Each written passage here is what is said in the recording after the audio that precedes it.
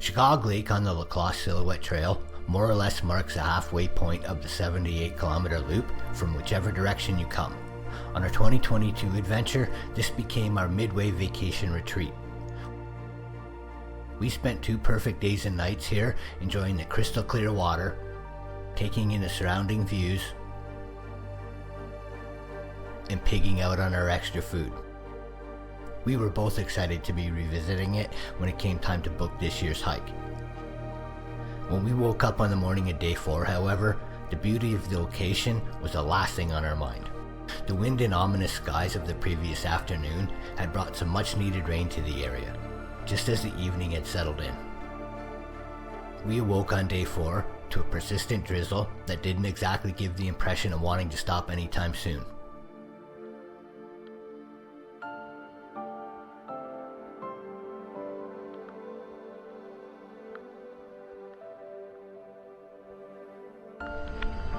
So it's still raining.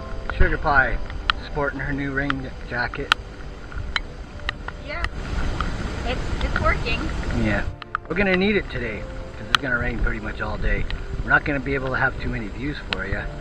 Here's one of Shigaug Lake from above. We came up to get some cell service just to check the forecast. That was depressing. Yeah, but we're hoping there's a bright side. Maybe a day and a half or 2 of rain, and we'll lift the fire bans and we'll be able to have some campfires on Saturday, Sunday.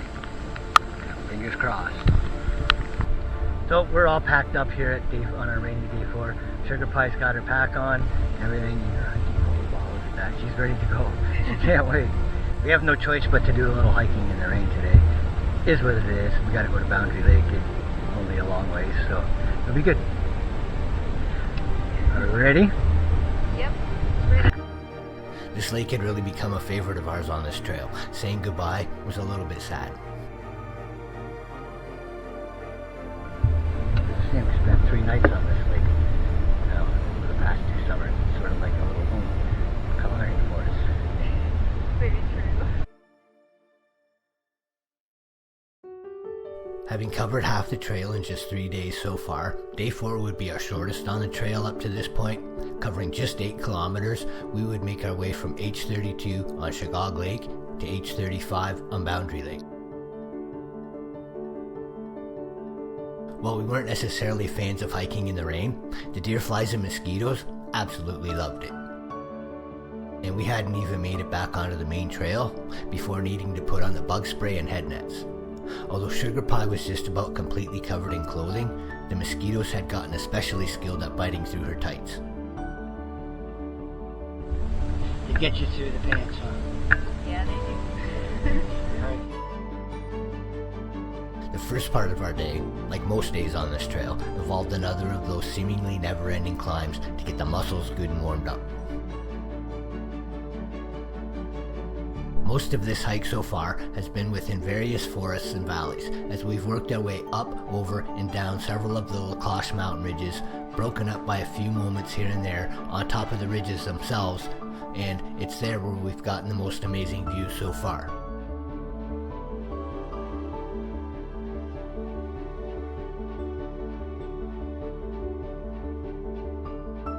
On a clear day, this heart-pounding leg burner of a climb would be rewarded with some stunning views of the valley below and the distant mountains and lakes. On a day like this, we weren't expecting much more than a few dozen meters or so of trees, fading into the clouds and fog. We never let this dampen our enthusiasm though.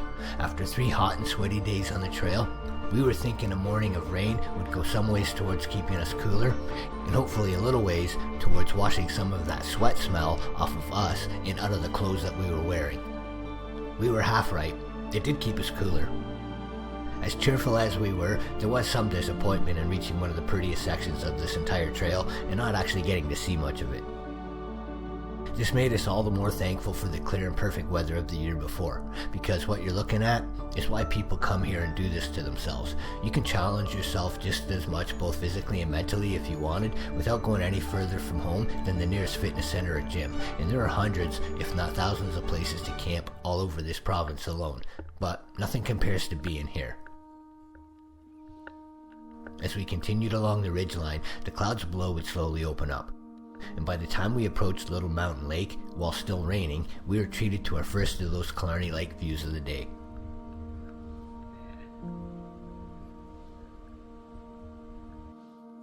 Sure, it wasn't all blue skies and sunshine like last year, but it was better than we expected, and this year we had the added fun of taking on some of the trail's steepest sections while everything was extra wet, slippery, and treacherous.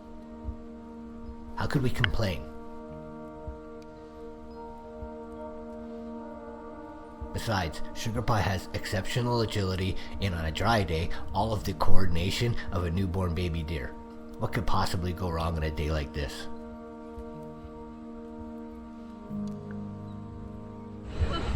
Okay? Be careful. I guess one nice thing about wearing those backpacks is the protection they can provide when you have a slip, as Sugar Pie was kind enough to demonstrate.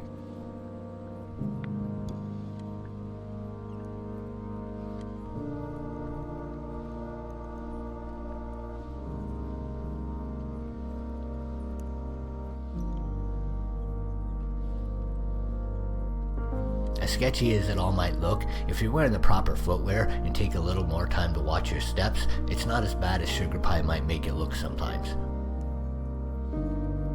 And not really all that much slower when you consider that this little descent here is just about as tricky as you'll find on this trail, and although it's wet and her confidence took a bit of a slip when she did just a few minutes prior, it doesn't really take Sugar Pie all that much longer to complete it this time compared to last year's dry conditions.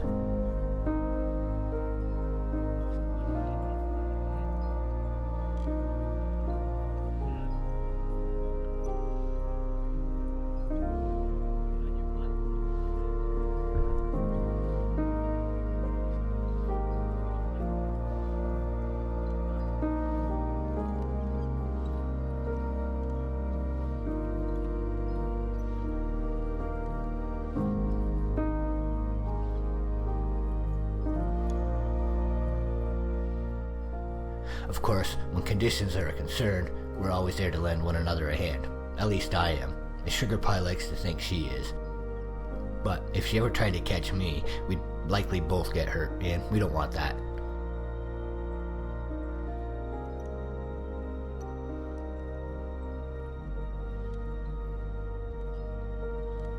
As we got closer to Little Mountain Lake, the morning looked to be clearing up a little bit. On a nicer day, we would have taken an intersecting portage trail down to have a closer look.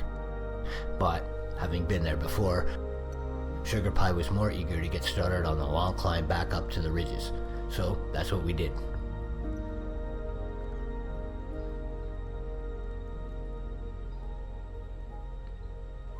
There's another look down at Little Mountain Lake. We've climbed up the other side. Sugar Pie's a slave driver all the way up saying go, go, go. So if I'm out of breath, I'm blaming her. So we made it to the other side in the top of looking down at Little Mountain Lake. What do you think? I think it's gorgeous. Pretty sweet. We got just clear enough that we can kind of see it. In the distance you can see Greater Mountain Lake. I'm going to show you that one much closer in a little bit in the next part of our adventure. But so far so good today. Yeah. Yeah. It's been good. Alright. Little bumps here and there, but that's what makes it. Okay, ready? Ready. I wish I could say that was the end of the climb, but this is Killarney. What goes up must keep going up sometimes. We did eventually make it back to the top of the Cloche ridgeline, and with the morning clearly clearing and the toughest parts of our day behind us now, we felt this would be a great time for a bit of a break. What's going on, Sugar Pie? Well, we're just taking a little break before we head off and enjoying the view. Yeah. The misty view. The misty view. That's Silver Peak behind the mist there. The peak is in the mist. We're not super far from camp. What have we been doing? Well, we've been going up and down. Up and down. Cool. Thankfully, the up-downs were now behind us for the day, as was most of the forest section, and we were onto what I like to think of as the Cloche Highway. It's a 5-kilometer stretch of exposed ridgeline that slowly descends to the foot of Silver Peak, some 7 kilometers to the east. After days of mostly forest trail over roots and rocks, across streams and beaver dams, and constant ups and downs, this section is as easy as it gets on the Cloche Silhouette Trail, and we loved every minute of it. Oh, I'm loving it, especially after those hills. This is a very nice reward. In place of the little blue trail markers, we would pass by one rock cairn after another as we cruised along into the afternoon, making quick progress to our next campsite on Boundary Lake.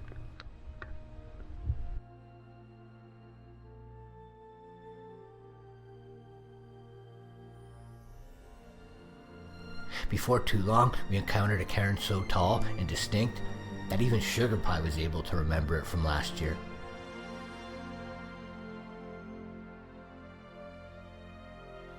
On the other side of that cairn was our first view of Boundary Lake in the distance below.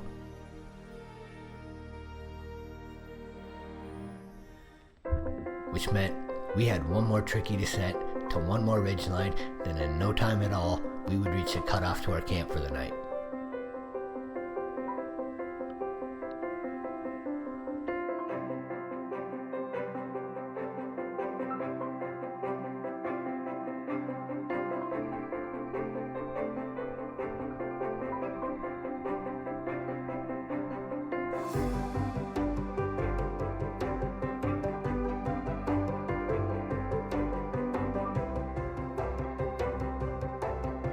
While I enjoyed some trailside blueberries, by this point in our day, Sugar Pie was far more interested in getting her pack off and getting into some dry clothing.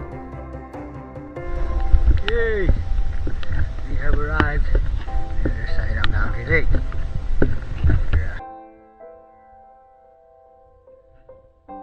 Pretty nice. Yeah? Yeah, that's Silver Peak. Oh, holy cow. Alright, well, we're going to get our stuff off and maybe get some stuff set up and get out of the rain, and talk to you later.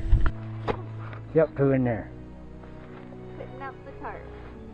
I mean, not the tarp, the hammock. Yeah. We just got done putting up the tarp. And just putting up the bug net, actually. By this point in our trip, we had already gotten pretty quick at setting up our camps, and by the time we were done here, the rain had finally stopped for the day. There we go. Here's a look at our setup. With the hard work done, Sugar Pie was set to making us dinner, and I sat and watched the clouds float past the top of Silver Peak across the lake, and thought about how lucky we were to be here doing this, and how lucky we were that Sugar Pie made it through the whole day without injury and only 1 or 2 mostly embarrassing falls. This was only our 4th day of the 21 we would spend out here in the backcountry of Killarney Provincial Park. While we both hoped for better weather the following morning, we were prepared for whatever hands we were dealt, and we were going to enjoy every bit of it no matter what.